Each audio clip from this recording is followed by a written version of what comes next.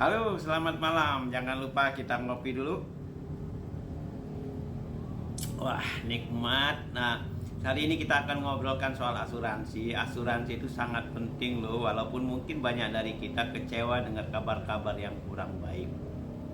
Pertama, secara manajemen risiko, asuransi itu adalah salah satu alat manajemen risiko. Risiko itu adalah sesuatu yang menyebabkan suatu yang merugikan, sifatnya ketidakpastian, sifatnya peluang. Nah, jadi peluang ini bisa terjadi, bisa tidak. Kalau kita misalkan pasti sakit, kita pasti pingin ikut asuransi, tapi perusahaan asuransinya nggak mau.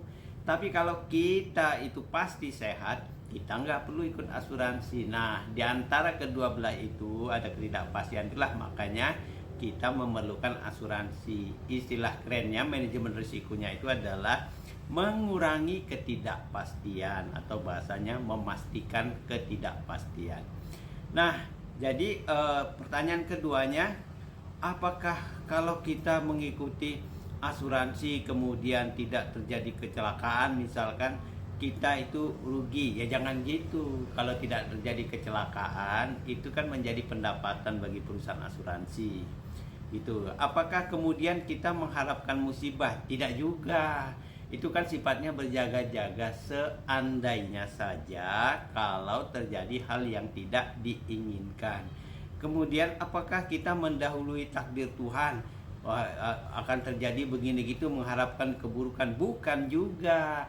Itu adalah upaya manusia supaya dia menjadi lebih nyaman. Jadi kalau ada hal yang khawatir nanti ada musibah dan lain-lainnya, kita dapat itu saling gotong royong, artinya mengurangi resiko yang mungkin itu. Nah, jadi itu menjadi syarat satu yang membuat kita menjadi sejahtera, mengurangi ketidakpastian dan membuat tenang.